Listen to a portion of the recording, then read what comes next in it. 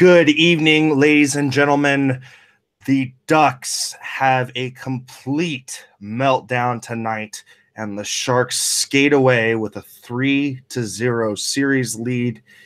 The Sharks take Game 3 in epic fashion, 8-1. Quite a sounding victory for the Sharks. Everything is just rolling for them. Special teams, defense, goaltending, you name it, we got it. Anyhow, I'm going to throw it quickly over to Puck Guy for the live tank look-in, and then we'll get to be part of the show on next. Eric? All right. Thanks, Landy. Good evening. Good evening, everyone, from a loud and boisterous Shark Tank. This place was rocking. I first got to say kudos to SJ Sharks Productions for putting on unbelievable pregame. It's just epic. I know Brody periscoped it. I'll put it on my YouTube later tonight, but that got everybody going. This place was nuts from the get-go. You could still hear them going nuts. The wooing has only been out here after the game. There was only been a little bit here and there in the third after everything was dominated, but this place was rocking. As for the game tonight, what can you say? The Sharks played absolutely a great game, a great home game, and the Ducks just looked tired, run down, and easily I could say, I don't want to say they're done, but damn, 8-1. I believe that, if I'm not mistaken offhand, Wow, that's a franchise record for goals in a postseason game. See you, bud. Good to see you. But as you can tell, everybody's excited about this one. Can we get a nice shot of that banner over your left shoulder? Oh, this one? Oh, go ahead. Oh, show off that one. Nice. You know what they say, if the tank is a rockin', don't come a knockin'. Oh, and the Ducks tried to knock, and they got knocked down, and they got knocked down hard. But yeah, this place was looking fantastic. Absolute love the Sea of Teal. The bracelets, guys. Usually they would turn them off during the gameplay, but every time you would clap or anything, they would activate. So whenever something went on, you just looked around the arena, and you just saw all the teal lights going off, and it was just an incredible atmosphere. I can't wait, and I'm so fortunate I get to come back here Wednesday. And I'll say this. The last two playoff games I've been to, the Sharks have combined 15 goals. 8 tonight and 7 when I got to hang out with Rocket for Game 4. So that was epic. So with that, guys, have a great show. Have a great night. Here's to seeing you on Wednesday, and I can't wait to be back here. Have a great show, guys. Thanks, Puck Guy. Drive home safe, buddy. Well, that was Eric live at the tank. Thank you, Puck Guy. All right. Well, if you want to be a part of the show, and we love to have the listener feedback, whatever team you root for, if you got some questions for us, use the hashtag TealTownUSA and follow us at TealTownUSA on Twitter. Of course, you can also send us a Facebook message. You can send us Twitter. You can send us Instagram, SoundCloud, and of course on the YouTube chat. We've got all of that social media garbage covered. We even do carrier pigeons. Smoke signals. Notes in my laundry, all of that kind of stuff. Is that how you and your girlfriend pass notes? You pass them through the laundry? That's sweet. Yeah, exactly. That's how she knows what mood you're in. Exactly. I'm joined by a lovely panel, of course, Miss Rocket Backhander, and we've got Chris JWS. Rocket, what were your initial thoughts on the game tonight, just overall? Yeah, Sharks looked phenomenal, but they got a lot of help from Anaheim in looking phenomenal in that Anaheim played with a lot of heart. Unfortunately, they had no emotional discipline, and it allowed a parade to the penalty box, and the Sharks capitalized on Ducks' frustration with an exclamation point at the end. So good for us. Bummer for the Ducks. Yeah.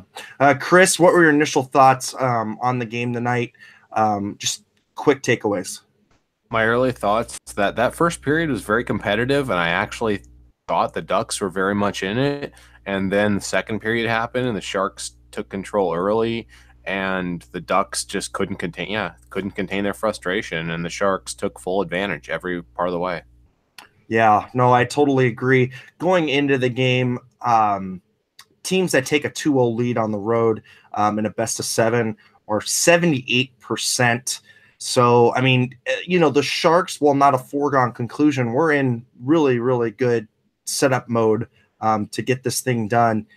And, I think a little thing that we kind of had all in the back of our minds was that Anaheim last season did this, where they lost the first 2 games on home ice and came all the way back and won the series 4-3. So, those are the little nuggets that we keep, in the back of our minds. But wow, I mean, the Sharks just came out and just, weathered that first storm like they did in game 2, and then really just counterpunched in that second period. They put it away, and the Ducks had really no answer throughout the entire night.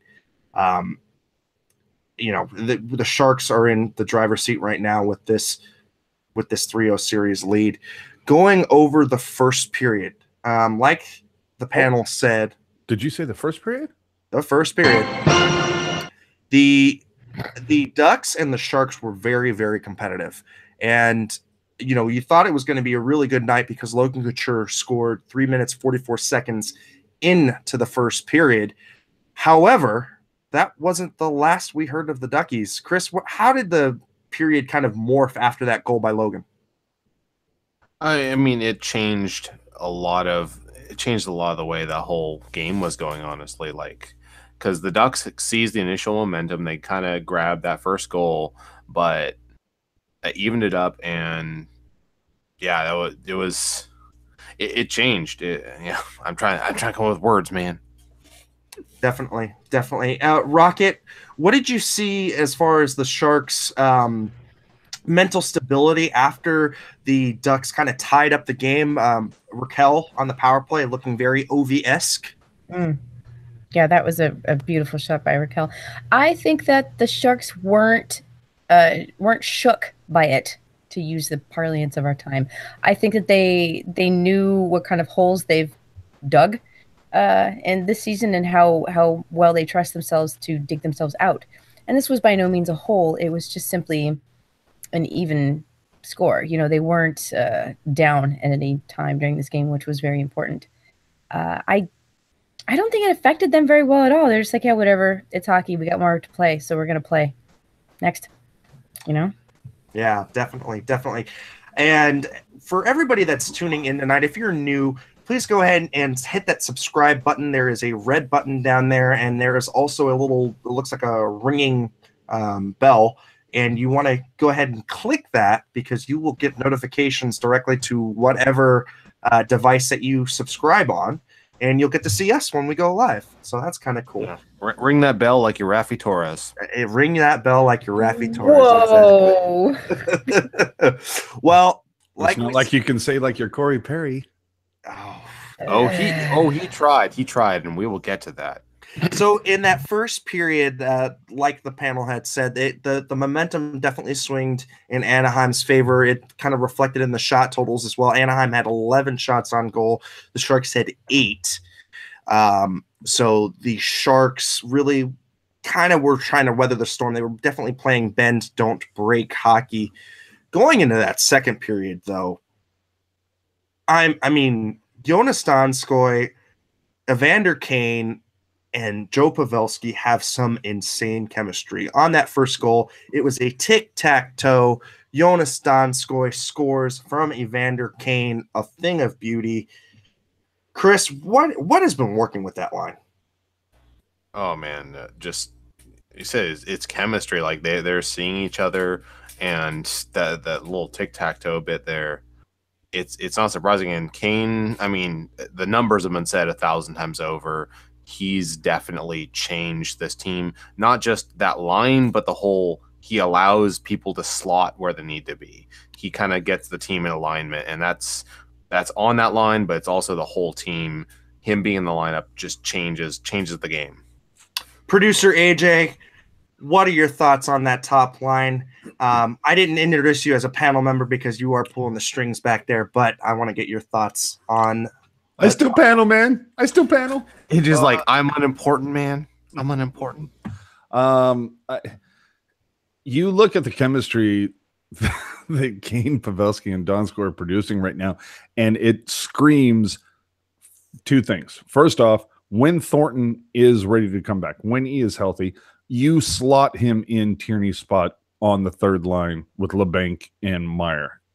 Unfortunately, as it stands right now, the third line is the line that has produced the least amount of points. That's not by any stretch of the imagination ripping on the effort of that third line. I mean, we've seen what LeBanc has taken some amazing amount of punishment through these 3 games, and we saw Timo Meier as well take a couple shots tonight. But it just looks like Thornton would slot in perfectly between LeBanc and Meier, and it obviously that will come with reduced minutes, but it also gives Thornton the opportunity to get out there on the power play, although Sharks potted 4 power play goals tonight, so I don't know that it's that big of a deal right now against the Ducks, but going forward, it gives you that little bit of a twist, that thing that makes the other team think about it a little bit more. So I that is kind of where I am at right now with that. But there was just to do my quick synopsis of the first, I felt like the Sharks came out hard in the first half. Obviously, Couture getting that early goal kind of, you can see jazz the team up a little bit. And then about halfway through, Ducks get a power play. Raquel scores. The guy hasn't gone the entire season 3 games without scoring, and he hadn't scored in the first 2 games. So, of course, he's got to put one in tonight. And after that, the Ducks kind of finished – might have been the Ducks' best period of hockey so far over 3 games. And you, as a Sharks fan, had to think, coming out of the second 1-1, you might have seen the best the Ducks had played that well. And then everything changed in the second, Landi. Yeah.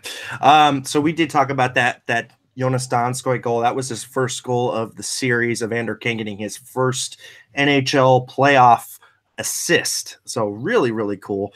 Almost a minute and change afterwards, Marcus Sorensen on a very eerily similar play, Jonas Donskoy being the man who sets up Marcus Sorensen for his second goal.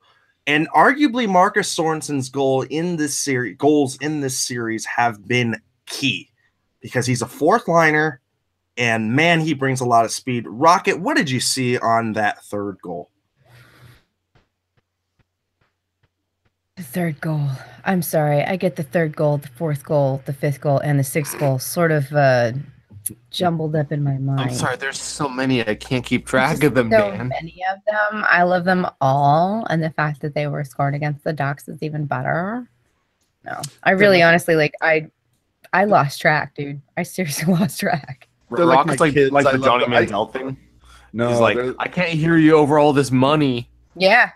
Yeah. No, I figured Rocket was just kind of like, they're like my kids. I love them all, even the ugly ones. You know what? I love the garbage ones. I love the snipey, juicy ones. I love the ones that make you gag. I like the ones that make you a little embarrassed for the other team. I love them all. They're all my babies. Yeah. And I see in the chat they're talking about 3-0 leads. Shut up. Oh, we will get to that. Don't worry. Just when it looked like the Ducks kind of got a little bit of momentum, I think they had hemmed the Sharks in a little bit, and Martin Jones had to come up with some really, really key saves. Eric Fair, a stealth acquisition, dude. Just a great plug-in piece for that 4th line, scores the backbreaker goal. Anaheim was not coming back after that, and this was the 4th goal of the game, right? This was the 4th goal of the game. And you know what that means. 4 in the net you get. Pizza you get. Pizza! Pizza! They don't. I heard somebody told me that they actually specifically do not play that song at Sharks games because they don't want people shouting pizza. It's true. They'll play it at Barracuda games, but not at Sharks games. So we're gonna go round and round in this one again. Oh my goodness. Oy. I mean, let's just quickly talk about Eric Fair's presence on that fourth line. I mean, it causes all kind of mismatches. Chris, I mean, what are you seeing from that fourth line that just causes the mismatches? I mean, it comes back to what I was saying earlier about slotting. Like, you got the right guys in the right places, the right sets of guys, and he's another guy that came towards the top and him towards the bottom that kind of let guys play in the roles they're good with. Because if you look at the numbers, our top lines have roughly broken even against the Ducks, but the bottom lines have been decimating the Ducks head to head. Our third and fourth lines have crushed them, and Fair's definitely part of that. And it's just the Sharks say when they're a couple bodies short, they're not a very good team, but when they have the bodies they need, they can compete. And I don't know how it goes with the elite teams, but at least right now they can compete with with the Anaheims of the world. Yeah.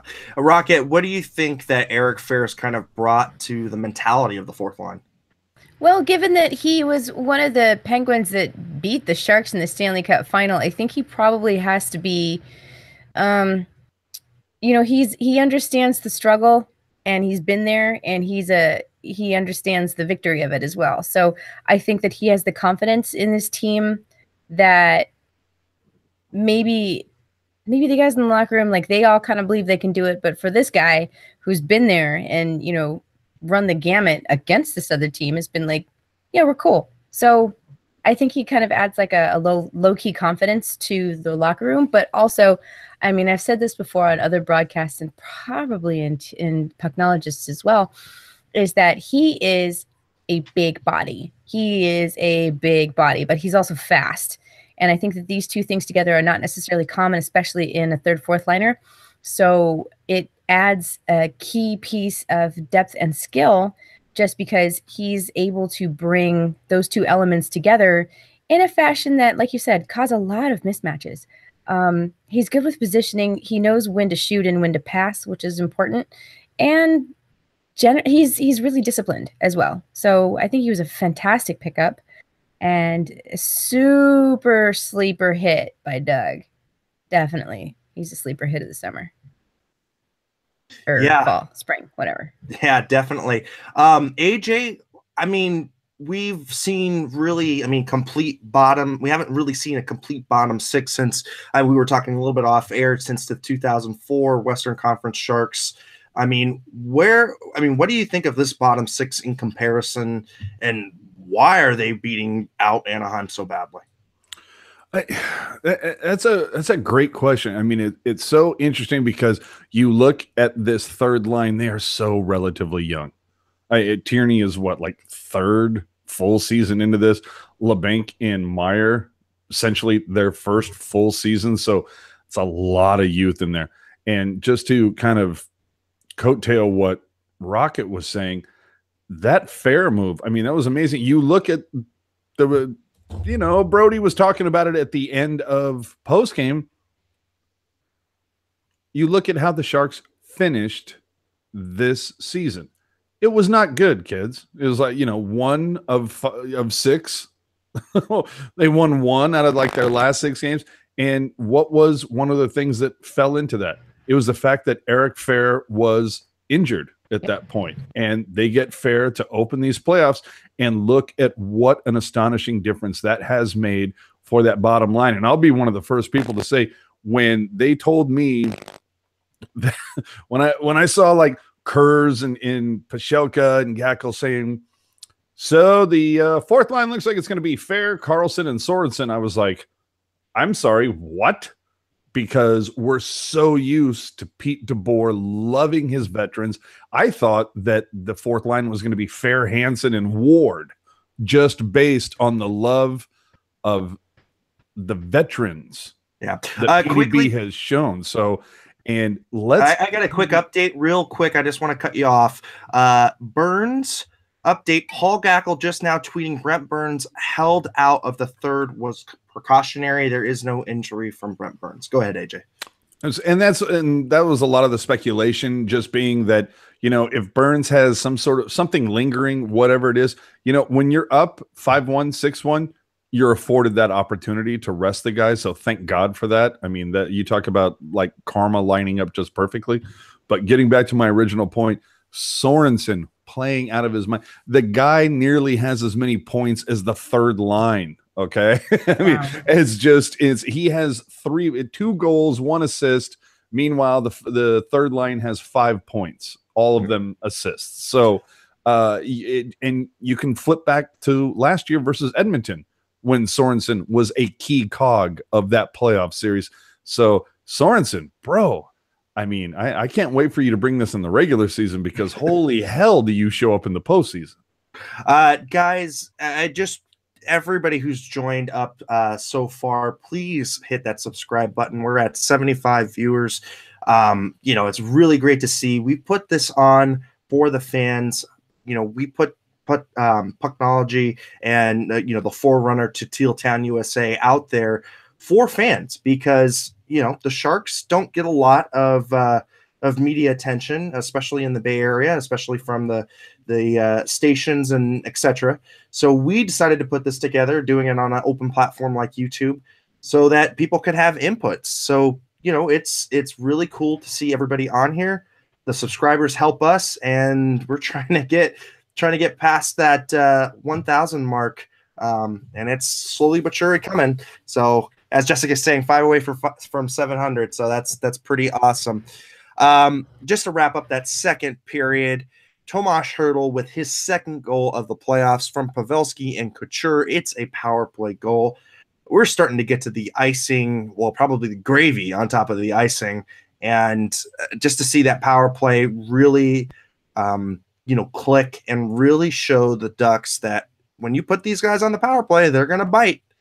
And you know what? I mean, that's a pretty good deterrent, although the shenanigans did kick up in that second period after that fair goal. And, Anaheim has just become unraveled.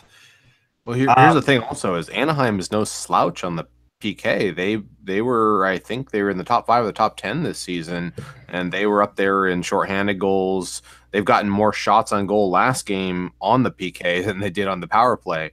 So they're no slouches. That's not a small thing.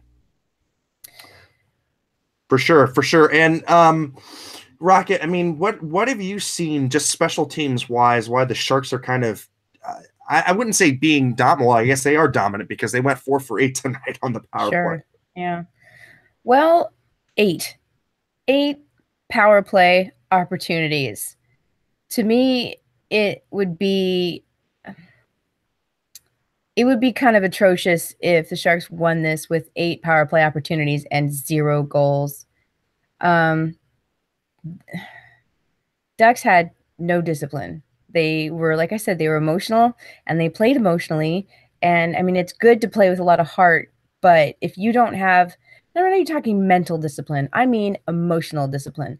They got in their heads, they started to get angry and frustrated, and they weren't disciplined enough to play through that and just stay focused on what they needed to do. And it reflected on the scoreboard. Are you trying to say the Ducks played with the feels too much? They did. They played with all the feels, and I understand how that feels. But it's not a recipe for winning, especially in playoff hockey. Regular season, I kind of understand it because, if you can get under the skin of your opponent a little bit and rattle them, then maybe, they will bite back. But in playoffs, it's a different animal. This is the second season. Things have changed. Some things stay the same, Corey Perry. But it's fun as a Sharks fan to watch a team implode on itself without really having to do much other than play your own game. Sharks didn't take the bait. Sharks didn't decide to do a lot of retaliatory junk back to Anaheim. Anaheim was full of the feels and full of the, nastiness, and that's great for them, but it hasn't played out. I don't know how many more seasons of this emotional game they'll be, the emotional style of game they'll be able to sustain and still call themselves a playoff team. Right. Yeah. The Ducks are full of piss and vinegar, you might say. Indeed. I don't know about that second one. Yeah, typical Randy Carlyle team, though. I mean, they just, when they don't have the talent, to take on a team, they just resort to this douchebaggery. Well, yes, I agree with you, but let's go back to the days of the Daryl Sutter coach Sharks. Kind of a similar vibe. I remember a lot of games where the Sharks would get down 5-1 after 2 periods, and when the boys came out in the third, it was a lot of hitting. It wasn't Corey Perry-esque, just thuggery, but it was strong, hard hitting from guys like Nolan and Scotty Thornton and Mike Ricci. I mean, they were laying the body. It was like, you might beat us, but you're going to feel this on the way home. But let's be honest, in the fact that Carlisle before this game was complaining that the Ducks were not getting like their quote unquote fair share of calls. And it's just kind of like, are you even watching this game?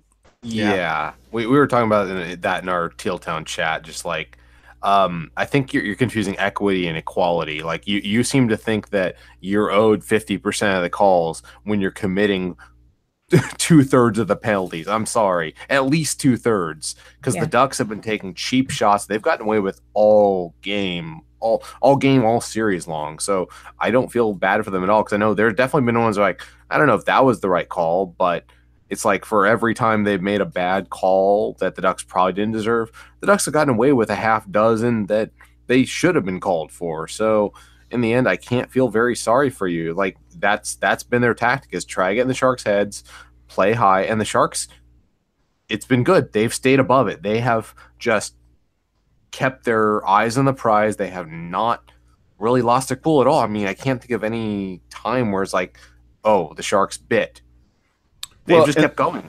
The funny thing is that you can sit there and say what Carlisle said was quote unquote gamesmanship, but the point of the matter is, after the regular season was done, the Anaheim Ducks finished 4th in penalty minutes. The Sharks finished 29th.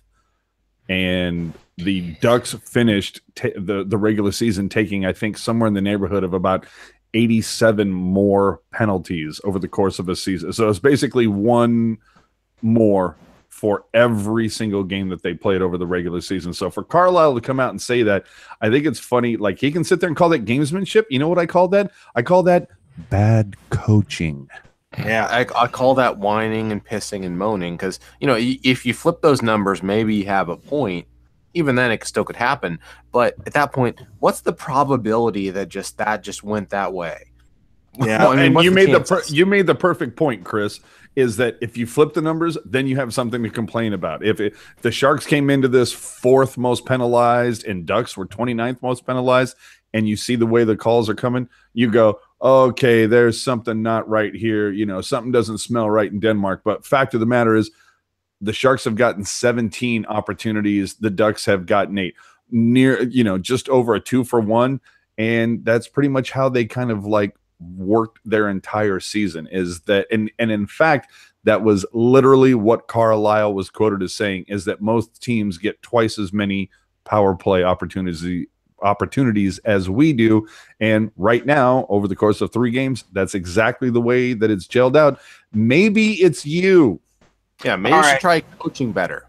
All right, guys. Well, let's go ahead and wrap up that second period. I'm cueing you, AJ, with the sound effects.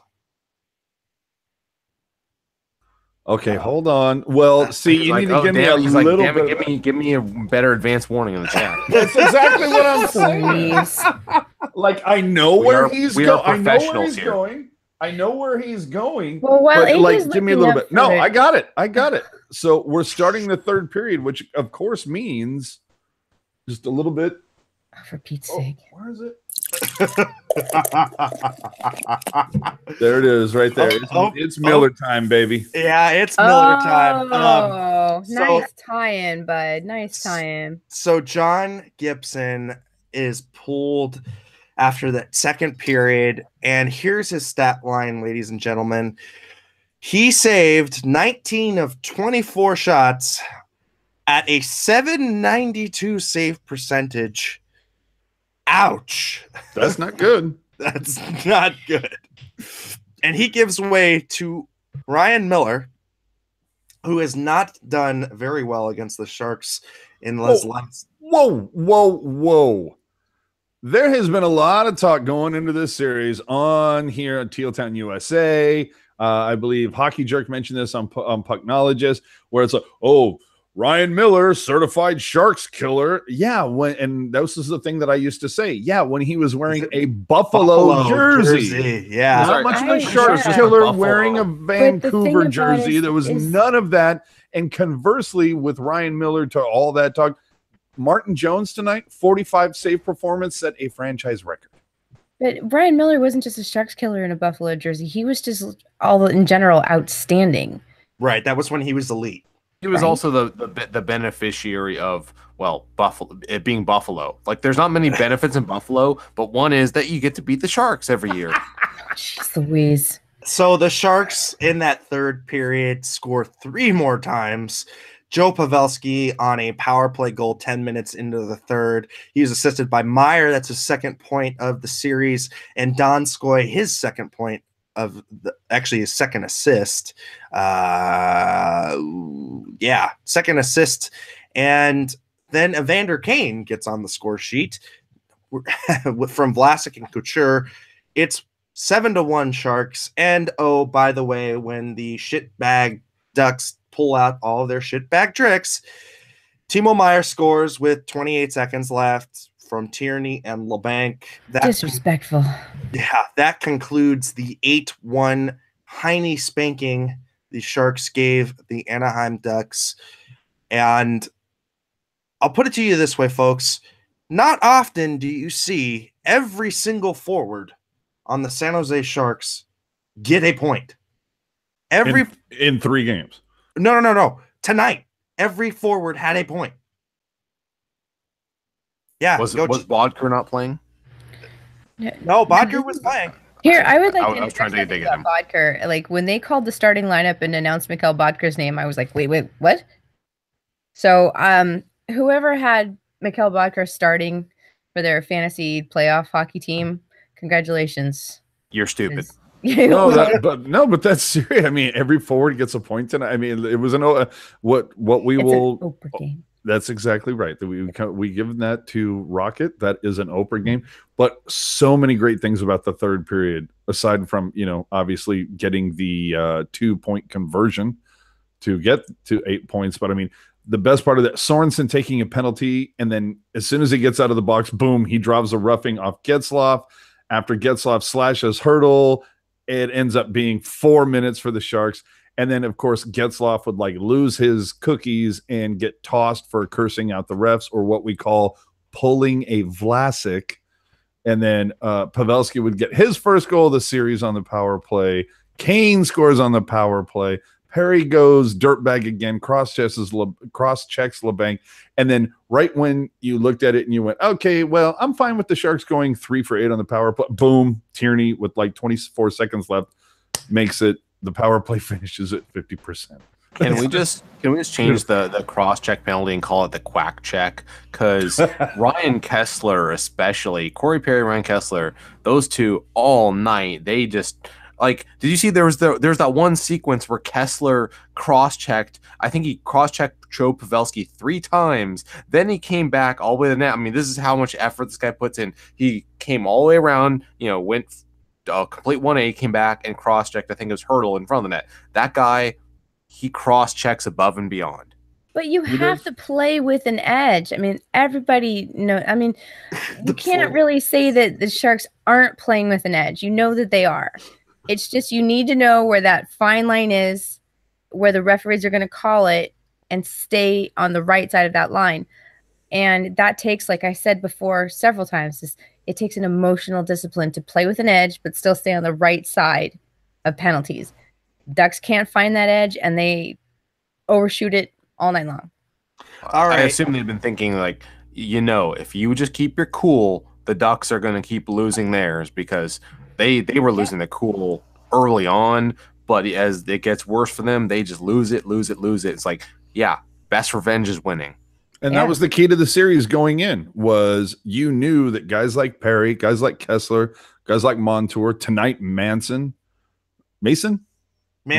Yeah, Manson. That these are guys that, I know who I'm thinking of from last game is Bieksa. Of course, Kessler, Bieksa.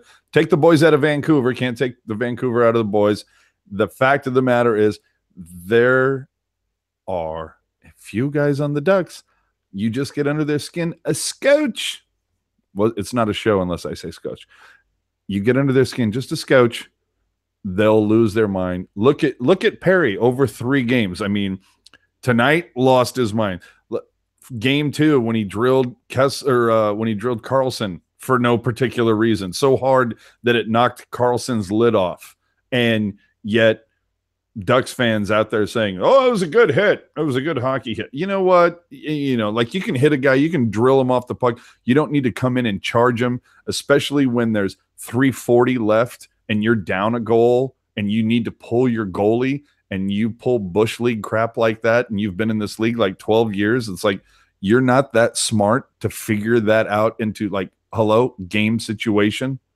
So keep doing whatever it is you're doing, Perry, because it's working for us.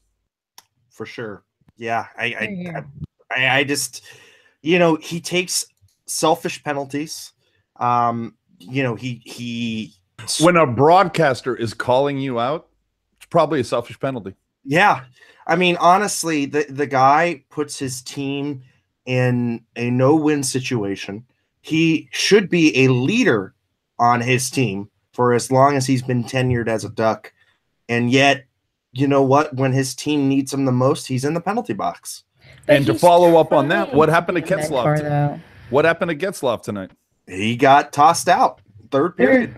They're just trying to play with a lot of passion, and I think that's really a huge part of their system. And you might want to call it douchebaggery and call it what you will. And I'm not standing for the Ducks at all. I'm just trying to add a little bit of counterpoint here, is that they don't go out there with this goon mentality. They're really honestly just playing with a lot of emotion. And that's been successful for them up to a certain point this year. But I don't know if it's really something that they could, even if they got through first round, I don't know if it would take them all the way to the Cup to play with that much emotion, because at some point in time, you're going to get drained. Yeah, it's very reminiscent of the Kings-Sharks series from 2016. And, the Kings play with that same edge. They play with that same emotional, figure that the Ducks do. And, I mean, look where it got them. I mean, the Sharks just skated right past them. So with that Kings-Ducks kind of SoCal mention, I guess we would be remiss if we didn't talk about 3-0 series leads. You mean to say it was 3-0, Landi? Do not dare. Okay? Let's go there. No, there's no reason to go there. You know what we want to talk about? We want to talk about how awesome would it be to see both teams from SoCal get swept in the first round. That's what we want to talk about. Or we could talk about how awesome it would be the second sweep in Sharks history might be the Ducks after the first one be the Ducks. But no, we should talk about it was 3-0, because I would like to say there are some very distinct differences between then and now. The fact was it wasn't versus Anaheim. No, I don't want both Southern California teams to get swept. You know why? Because that means we have to go against Vegas next round. And I would much rather face a beat-up Kings roster than face the Vegas system. Oh, I think I speak for everybody, including you, saying that, yes, we want the next 4 games between Las Vegas and LA. And obviously, I'm saying next 4 games. We want that to go 7.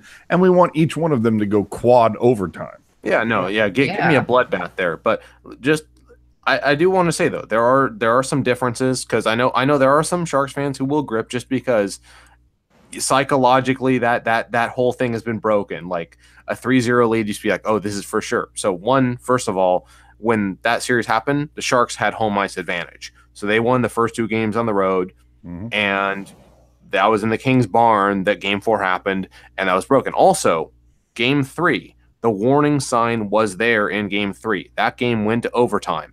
That game was not a joke, a laugher like this one was. The warning sign was there. They had already made adjustments to their lineup. They had moved Dustin Brown to the 3rd line. They had shifted their lineup around, and they got much better results. That game went to overtime, and the Sharks could well have lost that one, and maybe they would win the series because it might have been the wake-up call they needed rather than a 3-0 lead. After the first 3 games in that series, the Sharks could have been down 2-1. Yeah, exactly. So I would say the other thing, the complete thing though, I think that we need to look at, and it was on display tonight, Martin Jones. Yeah, that's exactly. That's a name that we really haven't mentioned aside from, like I said earlier, 45 saves, franchise playoff record, 978. Yeah, 978 save percentage tonight. I mean, the guy just is quiet back there. He's quiet. He doesn't jump around like Niemi. He instills confidence. I mean, have the Sharks had as a quiet goaltender since Kippy? Well, let's also point out the fact too. What did he do the last game? He let in a horrible goal within the first minute of the game, and then he was locked down after that.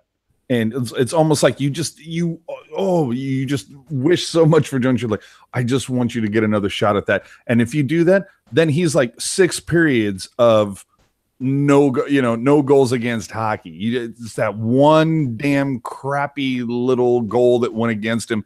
And then tonight, I mean, just again, he lets in that first goal. Raquel, what are you going to do? I mean, he got into Ovi's sweet spot. It was a nice feed. And again, Raquel, great player, can't be denied. But look at it. Over 3 games, Jones has let in 2 goals. Tonight, Anaheim's goalies let in 4 apiece. So I'm feeling pretty good about Jones right now, boys. Very and beautiful woman. Another key thing to look at also is if you look at how much adversity that Sharks team years ago faced leading up to that point, they didn't face a ton of adversity. This team has dealt, Patrick Marleau leaving. They dealt with Joe Thornton going down. They've dealt with other injuries all over the place and a lot of big changes. And this team has kept on coming. Like this team has weathered a serious storm in the last 12 months, and they're still here. So this team is not going to blink. Let me ask you a question. The last time the San Jose Sharks faced the Anaheim Ducks in the playoffs, what happened? It went badly. Yeah. And can you elaborate just a scotch? They lost in 6, right? They won the President's Trophy, and then, they lost that series very badly. They never had a chance.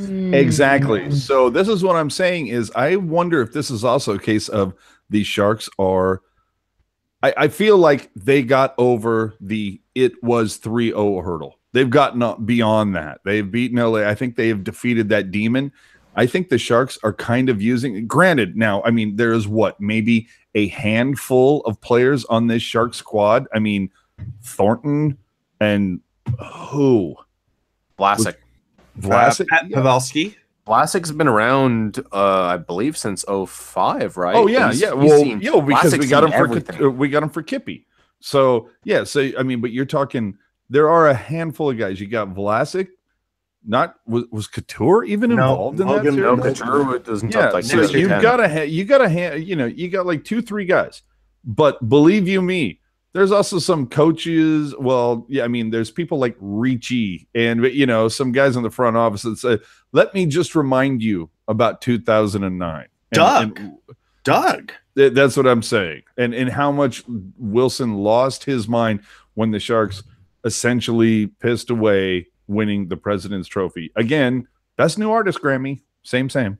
So that I think is weighing on the Sharks locker room just a scotch. That the last time we played these guys, we were the President's Trophy winners and they kicked the crap out of us. I just quickly, I want to doesn't matter. Quickly, I want to plug the subscribers. We're at 85 viewers currently. This is really, really awesome. So I'd love for you guys to subscribe and go ahead and just check out all the content that we have at tealtownusa.com. Chris, go ahead.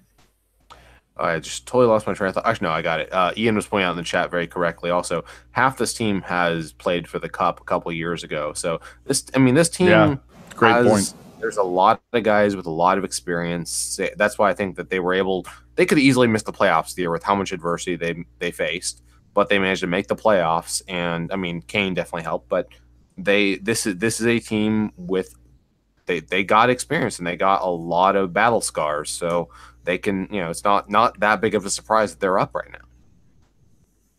now. Yeah. Quickly, I just want to go over the stats for Martin Jones in this playoff series so far. He has seen 101 shots with 98 saves, goals against for the 3 games total is 3 goals against, save percentage 970, which matches Marc-Andre Fleury for the Vegas Golden Knights. He has a 1.0 goals against average, and Martin Jones just leading the charge for the Sharks, which I mean, let me just ask Rocket a question really quick. She's behind me, isn't she? She's looking at me, isn't she? Yes, the cat is looking at you. I can't see her. She's right there in the corner next to his lower third. Yeah. Okay, I see her now. Alley no, cat. She's actually not. She's now she's like moved on. She's like, no, I'm over this. Yeah. Okay. I'm bored. Lick my crotch. Well, I mean, just putting a cap on this tonight, the Sharks go out and just lay a curb stomp on the Ducks, 8-1. I mean, up and down the lineup, you've got contributions. I mean, you just go through the time on ice. Nobody had less than 10 minutes. The defense looked pretty good. I mean, it was bend, don't break. Paul Martin looked slow at times, but I think made up for it with his IQ. Positionally pretty good. And but let's talk about that. I mean, you when you make a call out like, well, it was a great night because no Shark had under 10 minutes. Of course, an 8-1 victory. Well, and obviously it wasn't that to start, but I mean, when you're up by that much, of course, that's going to afford the opportunity for PDB to give the bottom 6 guys, the lower pairs, a lot more ice time, rest the big boys. So that, I mean, you can't not mention that. But one of the things I do want to mention is the fact that Chimera got into this game and only played 850. So that was like supposed to be like a big insertion for this one. And that did not play out too well for the Ducks. And obviously Carlisle trying to make a couple little changes here. Bieksa played last game, didn't play tonight. Instead, Walensky came back in. And how'd that work out? Well, he played the least amount of time on defense for Anaheim. So Carlisle, I don't think he's pushing the right buttons. I don't think he's making the right moves. And the fact that he clearly has no leash around Corey Perry's neck at this point. I mean, dude. And let me ask, I'm going to be honest. Do you think Carlisle stays next after this season? I don't. I don't see how the I mean, this is his second ride, right? Yeah. This is his second ride with those two, with Corey and Perry. What year is he on his contract? Well, coaching contracts can always be bought out, just as Vancouver and John Tortorella. Yeah, all right, good point. Well, with that being said, we're gonna quickly tag Ian in here. He's gonna get us some of his thoughts on the series. But first, crap, it's gonna be nothing but wall-to-wall Barracuda talk. As it should be. As it should be. Chris, why don't you go ahead and have your final thoughts out there, and then Rocket's got a special treat for all y'all before she leaves. Go ahead, Oh, Chris. yes. Rocket's special treat will be great. I can assure you this. So endure my thoughts for about 30 seconds here, but I think this will definitely be different than I know that the probabilities are in our favor, but I know people are also thinking about it. This is going to be different than a couple years ago. I think the Sharks either sweep this or they win it in 5. The Ducks may put out one last gasp, but this series has been all Sharks. It hasn't been close. The Ducks haven't gotten anything in much at all. They have had one really period where they've been really great.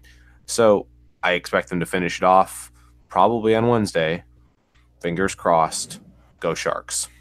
And you can find me at ChristianWS on Twitter. Nice. All right, Rocket, the floor is yours. I think you've got that special treat queued up. All right, here we go. It's April 16th, 2018. And if the second round of the NHL playoffs started tomorrow, here's what the matchups would look like. The Jets put the afterburners to the Predators in Nashville. Here, kitty, kitty, kitty. San Jose Sharks shoot craps and snipes against the Knights in Vegas. The Penguins have home ice in Pittsburgh against the Columbus Blue Jackets. Fire the cannons anyway. And the Tampa Bay Lightning wants to zap the Bear, fighting the Bruins in Boston. Actually, no, they're fighting in Tampa Bay. Never mind. If the second round started tomorrow, I'm Rocket Backhander.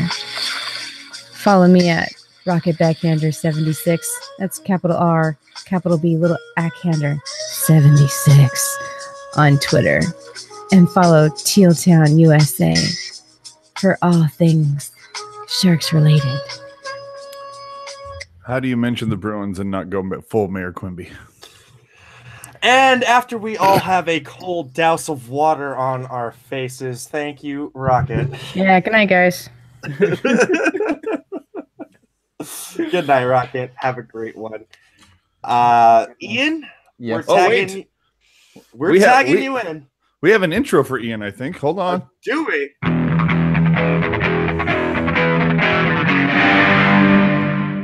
Barracuda. Barracuda. Ian, turn us off, please. That will be hard. Hold on. Where the hell did Rocket go? was that like her swan song? That was her swan song. Oh, okay. Coup de grace. Yeah, I mean, I don't know how I follow that. Like that. I don't know how I follow that. How do I? Dude, I gave you your own intro. Come on, I know. Okay, man. you're right. Where do you want to start? I mean, I liked what you were saying, AJ, about the Carlisle situation there, because to me, how is this continuing to happen? Like you figured this hasn't worked for 2 games. Let's do it for 3. Right? And I don't understand how that works. And it was something that I was thinking of. That it hadn't worked for 2 games. Yeah. And so he goes out into the media and says, well, I think the officiating needs to be a little more balanced, or, it would be nice if the calls were, which of course is gamesmanship. And you have to do that. I don't think he believes for a second that, they don't deserve all the penalties they've gotten. I have a hard time believing anyone could watch that and be like, well, I mean, other than the Ducks broadcast, and thankfully I don't subject myself to that, but I'm sure they're losing their mind. I to be honest, I would have paid money obviously I have it available to me, but I'm not going to subject myself to that. But I would have loved to at least put that on DVR and to watch the second period of the Ducks broadcasters call that.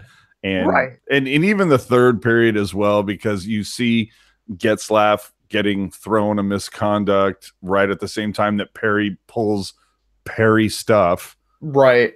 And then they try to, justify it or defend it. And you're just kind of like, we're talking about, Corey Perry is not new to this league, people. No. We know what he is about.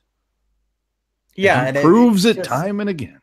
it's just silly, and it makes me wonder because I mean, you know, Randy Carlyle basically the last time that he left Anaheim got run into town by Perry and Getzlaf basically. So you know, I thought it was a peculiar when they brought him back. And I just wonder, you know, it's what is the second year there again, like for his second stint. Like, well, you know, I'm quite sure that was the higher ups talking about like, well, he got us that cup last time. Maybe we should bring him back. It worked out in Dallas too. Oh, yeah. God, are we going to talk about Hitchcock's retirement or no? I hate Murray. I really do. He's just a horrible GM.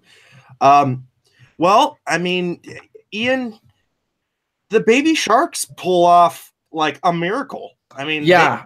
Cool. I can go to the bathroom now. All right. They literally pull a rabbit out of their hats and come back to gain a playoff spot in the Calder Cup playoffs. Ian, what sorcery happened here? You know what? I wish I could tell you. I look at, they had some reinforcements come in, obviously with some guys checking out of the playoffs. They got a much needed infusion of talent, especially up front. They had, you know, Sasha Chmelevski come over from Ottawa 67s. I can't remember. Chekovich plays somewhere in the queue. I recall. I believe he plays in the queue. He came over, you know, to get some games in, and those guys have been great. I think Chekovich has points in every game he's played in. And you know, look at the Barracuda for all their flaws. I mean, you have Antoine Bibeau, who's been standing on his head all year and giving the Barracuda better goaltending than they frankly deserved most of the year. Very reminiscent of the year Dell dragged them into the playoffs kicking and screaming. Can I ask you a question? Did sure. We saw Bibeau get called up? Did he go back down? Yeah, he went back down. Okay. I don't know what was going on there.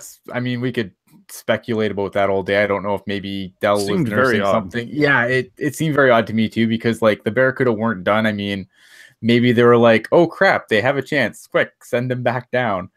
I don't know. I mean, it doesn't, it confused me. It made me think that maybe Dell was tweaked something and they didn't want to make a big deal out of it. So they just called up Bibeau just in case. But I don't know. But I mean, the Barracuda, you know, have been basically strip mined by the NHL team. You know, they Gaudreau was up all year, obviously. And look at, you want guys to be up. You don't want them just languishing in the AHL either.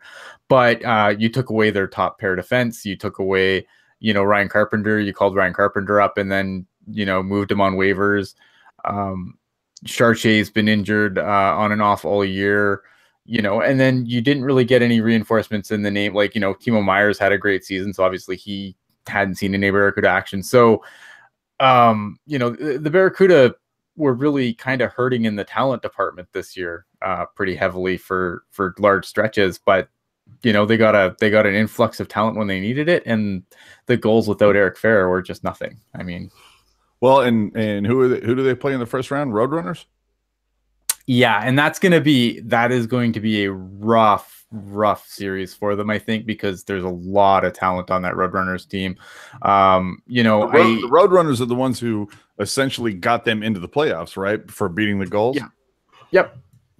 Yeah, I mean, the Roadrunners, you know, they've got some good talent, obviously led by Dylan Strome, who he's not quite NHL ready yet, but I mean, he's still a good, you know, I mean, he's a top 5 pick for a reason. And he's torn up the AHL this year. So it'll be interesting to see how the Barracuda fare. I mean, they might get some more reinforcements. I think Blickfeld was sent to the Barracuda already. I don't know about Noah Gregor and Hargo is coming too probably. Well, that should be fun. I pray for the CUDA, but that's going to be tough. They're going to be in tough. And just a quick question from the chat: what NHL team is the affiliate from the Roadrunners? Is that Arizona? That's the Arizona. Yep. I was going to say it kind of sounds like it should be. Like absolutely. A lot of Coyotes involved. Hello, you know, me. Yeah, I love it. I mean, it's the best. It's the greatest. It's the greatest parent and minor league team name Of association. course. It's amazing. Ian, what have been your thoughts on the series so far, and just what the Sharks are doing? The Sharks, you know what? I thought this series was going to be a lot closer. I thought this was going to be like a 6-game series. Dude, our brackets were identical. I know. It was silly. You know what? I mean, the Sharks are doing what you would expect them to do. We've seen them. Evander Kane. I still think there's something going on with his hand, but he's playing through it, and he's playing through it pretty well. And, Eric Fairbairn back. I mean, this team is deep. This team has, depth when it all seems to click together. And, Joe Thornton, who at this point for me. Yeah. Dude, you are so not kidding. And then, that's why I keep saying, and every time somebody brings it up, it's like, well, okay, well, how great is it going to be when Thornton comes back? And I'm like, I'm not bringing Thornton back right now. They are continuing to win. Like maybe if the Sharks were down 2-0 and Thornton felt like he was up to it tonight, then yeah, maybe you insert him because it's like, hello, panic mode. But now that you're up 3-0, no, I'm not. I'm scared for Thornton to re-enter the lineup. Because honestly, you mess up that chemistry. You mess up that chemistry, and I feel like anytime we've ever seen a star player go out before the playoffs and then he gets reinserted in, usually it's bad news. It's usually when crap has hit the fan and the game's on the line. But it just seems like, an example I like to go back to is a couple years back when Steven Stamkos came back into the lineup. The rest of the Lightning just took the rest of the game off and just waited for Stamkos to do everything. And I'm just terrified of Thornton coming back in the lineup and having that same effect on the Sharks. But I also wonder if maybe he acts as the supercharger to that Kane and Pavelski duo, man. No. I do not mess with that at all. I look at the point production right now. Top line, over 3 games, 11 points. Second line, 9 points. Fourth line, 6 points. Third line, 2 points. I actually filled out that sheet just before Tierney scored. So right now it's top line 11, second line 9, fourth line 6 points. But because of the Tierney score at the very end, and let's be honest, power play in a game that's, already decided with 30 seconds left, all of a sudden the third line went from, 2 points to 5 points because Tierney, Meyer, and LeBanc were all involved in that. To me, Thornton would slot in perfectly between LeBanc and Meyer. You let Tierney sit because, to be honest, he has literally been the center who has produced the least, at least score sheet wise. It's not like he hasn't been out there and making some good plays, but can you imagine what Meyer and LeBanc would look like with Thornton in between them, and all of them get about 12 minutes, but Thornton gets power play time? I think that could be a real big key to beating Vegas in the next round. Yeah, and that's the thing. I think if Joe Thornton comes in, like, I'd want him to come in, maybe next round he comes in fresh. Like, that would be fine with me.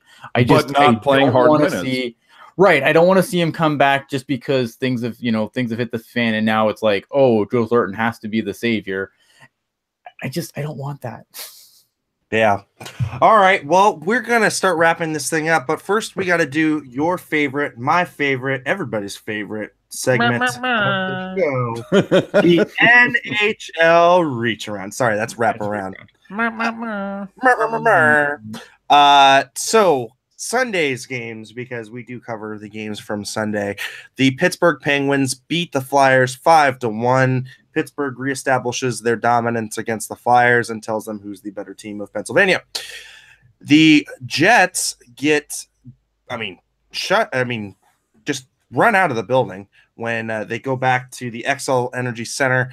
The Wild beat them 6-2.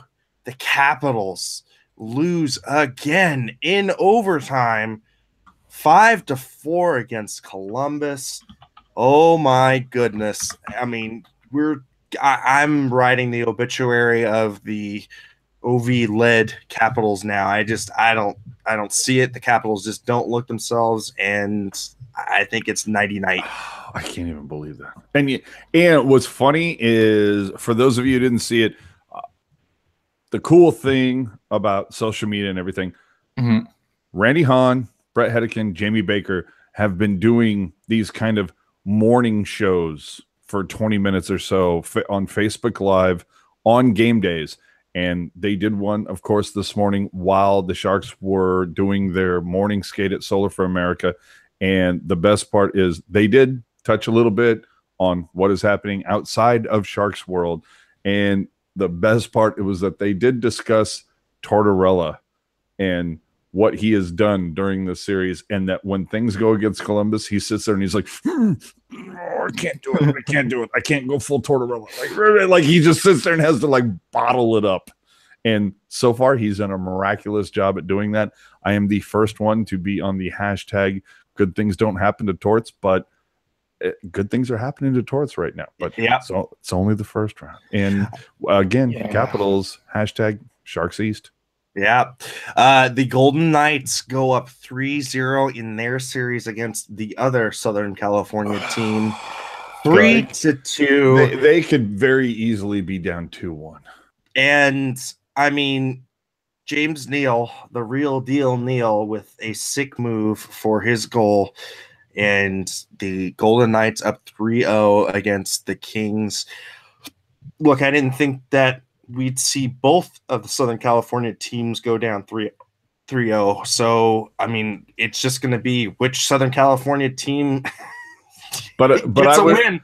I would be remiss to talk about the last LA Knights game without saying, holla. Oh, goodness. There you go. You know what the thing is, though? Like, this is like, I mean, it's only one round, and I get that. But this is what a redemption story for Marc-Andre Fleury, because, like, yes, Marc-Andre Fleury has championship rings, and but let's be honest, two of them were not that he didn't play a part in those series, because they were participation trophies. Let's be honest. I don't know if they get past what last year when they won. I don't know if they get past the first round if Marc-Andre Fleury doesn't stand on his head the way he did until Matt Murray gets healthy. Yeah. But I think it's it's good. He doesn't really have that safety. He doesn't have that safety net in Vegas. He's the guy. And so far he's been solid. Same with Murray, too, right? Pardon? I was going to say it's the same with Murray though too, isn't it? I mean, he doesn't have the safety net of Fleury anymore. Yeah, fair enough. But I mean, Murray's also the guy that was in goal for the back-to-back cups. So, well, I was going to say, yeah, exactly. It's not like he didn't have the series of postseason flameouts yet. Who knows what happens in the future, but. I mean, Marc-Andre Fleury for a long time, it was the joke was like, oh, well, that's great. Marc-Andre Fleury's fine until he gets to the playoffs, and then he's just going to completely fall apart, which he had numerous playoffs in a row. So we'll see what happens. Wow. Well, did Fleury have to pay trademark rights to the Sharks for that tag, or? Nope. He did it all on his own. Oh, okay. All right, so now we'll go over tonight's games. The Maple Leafs make it a series and come back.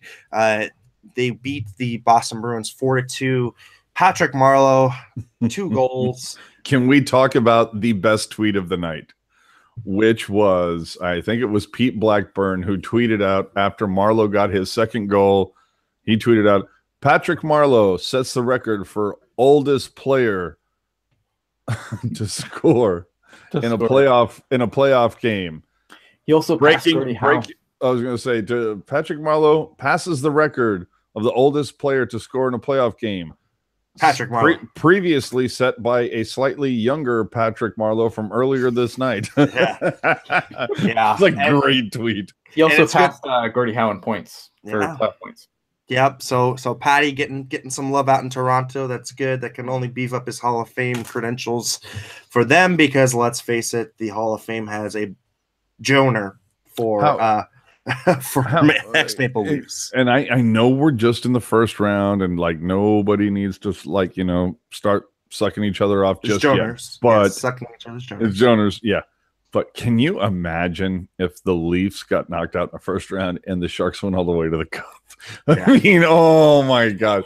Marleau would just be like, all Are you kidding me? Funny because I was thinking like tonight when as I was watching that game, because it's been a pretty good series, and I was thinking like, oh man, if the Sharks lose tonight and Patrick Marleau has 2 goals, like how is Twitter going to react to that? Because I live for these things. We live for these moments, but instead what happens? Like the incredibly inversion of it's like, Marleau, yeah, I scored 2 goals, and we're like, dude, we scored 8. Like, have a good time. Yeah, peace out. The Lightning lose to the Devils, and the Devils make it a series there as well, 5-2. And the Avalanche come back punching and get back into their series, and they beat the Predators 5-3. And of course, the Sharks beat the Ducks 8-1. We're gonna go ahead and wrap up this edition of Teal Town USA. We would be remiss. AJ. We would be remiss not to note Nathan McKinnon, 2 goals tonight. Huge. Very, very huge. And the game winner, too. So, AJ, what are your final thoughts tonight's game? What do you see in game 4? I mean, how can you not log tonight's game? And my thoughts are pretty much going to be the same as after game 2, being that Sharks, I have something to say to you. Way to keep doing whatever it is you're doing. I mean, that's literally it right there. Just keep doing what you're doing.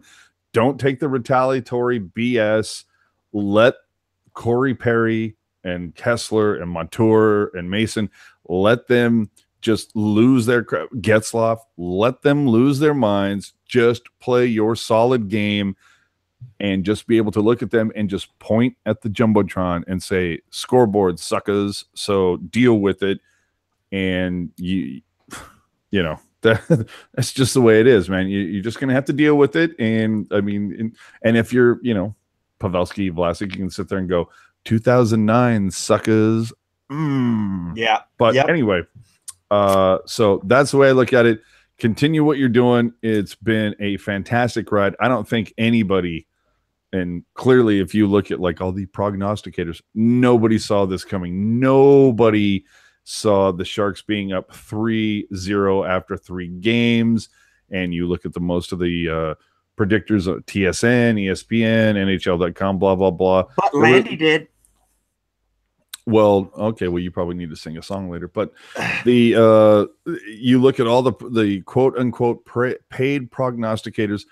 I looked at the vast amount of all the quote unquote predictions, and let's be honest, predictions are stupid because if you get it right, you look like a self-serving know-it-all asshole, and if you get it wrong, you look like you don't know anything. So predictions suck, but we just do it for fun. And if you're playing NHL.com, you do it for hopefully winning a couple of bucks. But the fact of the matter is, nobody put Sharks in 4. Nobody put Sharks in 5. Everybody I saw put either Ducks in 7, Sharks in 7. They all saw it going the distance. The fact that the Sharks are up 3-0 right now, massive, freaking massive. So, hold on. Question, AJ, can we give Vegas a run for their money? We will debate that after this round is done. That's AJ, pretty much it. Where can the people find you? Yeah, so AJ_strong on Twitter, on Instagram, also doing a little bit of gramming for Teal Town USA. And don't forget to follow at Teal Town USA on the Twitter machine. We were supposed to have Jamie Baker yesterday, but technical difficulties and schedules get in the way. So we will be wrapping up this series with Jamie Baker at the end of it. And let's be honest, we're all hoping that we're going to be able to push that show with Jamie live Thursday night. Yeah. That's Wednesday night. Well, Wednesday they're going to win, but then, he's going to be on air, so I get to talk to him on Thursday. Okay. Ian, final thoughts, and where can the people find you? My final thoughts are, AJ said that Pete Blackburn I had the tweet of the night, and that was that it's kind of fitting that Wednesday's game is going to be on the Golf Channel. Because damn! Yeah, the Buckies look like they're going to be playing some golf here. I mean, look at the Ducks might go from the rink to the golf course on the Golf Channel. And with that, how did I not think of that? Oh, that's great. All right, I do my best work at 2 a.m. Final. Other than that, obviously, I'm all in for the Sharks to win this in 4. I don't see how the Ducks, with the way they've looked, are gonna come back. I mean, even if they somehow squeak out Game 4, it's over in 5. Like this, I think you mean the win Ducks it in are 4. done. Yeah, 4. Other than that, Ray Ratto can bite me. What did he say now? I don't know. Just win the game. Just win the game. Look at. You can find me at Ian Blogs Hockey on the Twitter machine. I have been very busy with work, so I haven't been able to do as much as I would like. But just follow my Twitter, and if I do something cool, you'll find it. Well, for all the rest of everybody, that would be at Puckguy 14, at Rocket Backhander. I love that you don't even know what his handle is. I just had a brain fart. Okay. Hold on before you wrap up. Can I and do your screen share? Can I do a quick screen share because this is a really cool thing tonight? All right, go ahead. All right. There was a lot of bluster, a lot of talk about the fact that there were no more quote unquote printed tickets. So if you can put the cam on me for a second. I have. Tonight, this was a giveaway. Along with the towels, the duck cut towels, and I don't know if you looked at the Sharks Twitter, they spelled out playoff mode on in the upper deck. And the way that they spelled that is that they use the white towels, but then they use teal playoff mode shirts to spell that out. So depending on what seat you sat in is what giveaway you got. But everybody got one of these cool kind of commemorative tickets. And I think it is a little bit of a nod to the whole idea of, there's a lot of fans that would really appreciate printed tickets. So anyway, I just thought that was a cool idea. It was something cool that the Sharks did, not to mention the fact that they had this whole thing tonight where it was this march down Santa Clara Street after parading around San Pedro Market Square and everything like that. It was just kind of a cool thing to get people amped up, not to mention that the fact that they had the street rally there on Autumn Street right next to the tank. And this is something that will, in fact, happen again on Wednesday. So let's hope that pretty much the score ends up the same tonight as it did on Wednesday. Yeah. Well, and if you appreciate Teal Town After Dark, go ahead and catch us on iTunes, Google Play, SoundCloud, Stitcher, TuneIn, and the YouTube, of course. And also, we've got some really great content coming out on tealtownusa.com. My final thoughts are this. I feel like the Sharks have played exactly to their strengths, doing exactly what I thought they would do, where they would be really forechecking hard on that defense, the depleted defense of the Ducks, and just really bearing down quite on them. I said 5 games, but boy, oh boy, I sure do want to be wrong.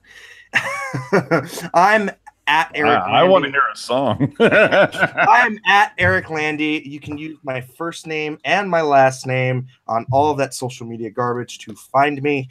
And for everyone at Teal Town USA, have a great night, and we will see you, rain or shine, win or lose, after Game 4. Holla!